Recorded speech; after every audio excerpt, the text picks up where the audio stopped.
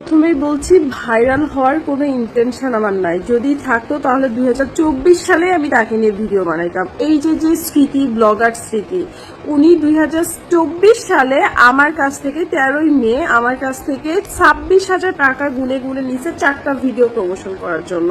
কিন্তু সে আমার 2টা ভিডিও প্রমোশন করেছে। সকল ডকুমেন্টস আমার কাছে রয়েছে। পেমেন্ট কিভাবে করেছি, কত টাকা করেছি, কয়টা ভিডিওর জন্য ডিল হয়েছে, সম্পূর্ণ কিছু আমি তার সাথে টেক্সট করা আছে।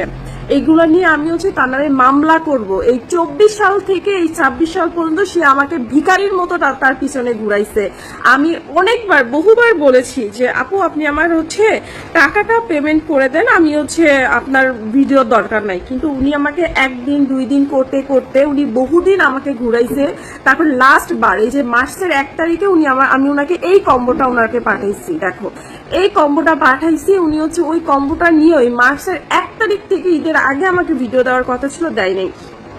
24 সাল থেকে 26 সাল পর্যন্ত সে ভিখারির মতো তার পিছনে ঘুরাইছে, আমার টাকাগুলো মেরে দিচ্ছে। আমি অনেকবার বলছি যে আপু আপনি ভিডিও যেহেতু দিতে পারতেছেন না, আপনি আমার টাকাটা দিয়ে দেন।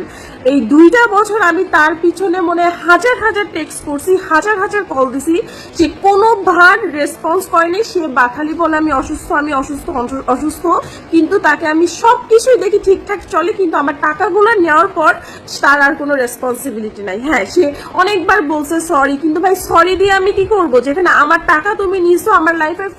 রাশিয়ার জনপ্রিয় কন্টেন্ট ক্রিয়েটর স্মৃতিকে নিয়ে মুখ খুললেন একজন নারী উদ্যোক্তা। স্মৃতি নাকি 26,000 টাকা মেরে খেয়েছে, কাজ করে দেবে বলে 26,000 টাকা নিয়েছে নারী উদ্যোক্তার কাছ থেকে। এবার প্রমাণ সহ ফাঁস করলেন স্মৃতিকে নিয়ে। 2024 সালে নাকি কাজের চুক্তি হয়েছিল, আর তখন থেকে 2026 সাল পর্যন্ত ঘোরাতে ঘোরাতে নিয়ে আসছে। এখন মুখ খোলা শুরু করে দিয়েছে স্মৃতিকে নিয়ে। স্মৃতি শ্বশুর শাশুড়ি সবেমাত্র বাড়িতে আসলো, আর এখনই স্মৃতিকে নিয়ে এরকম বদলাম মেনে নিতে পারছে না জনগণ।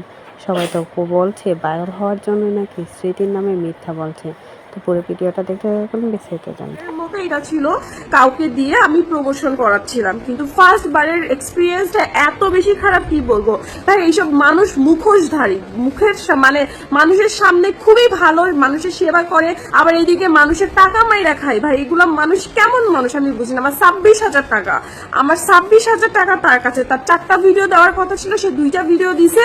এখনো এই 2.5 বছর, 2 বছর 2 মাস চলে, এখনো পর্যন্ত সে আমার আর 2টা ভিডিও দেয় নাই। বহুবার টাকা দেওয়ার কথা বলা হয়েছে, কোনোভাবে টাকা দেয় নাই। মনে হচ্ছে যে আমি তার কাছে ভিখারি, আমি তার কাছে ভিক্ষা চাচ্ছি।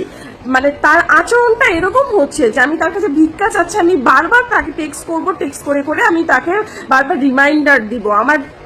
আমার কথা হচ্ছে সে প্রমোশন করতে পারবে না, তাহলে সে আমার প্রোডাক্টগুলো কেন নিল? ভাই প্রোডাক্টগুলোকে আমার টাকা দিয়ে কেনা না? সে 2টা বছর ধরে সে আমাকে ঘুরাইতেছে। এটার মানে কি?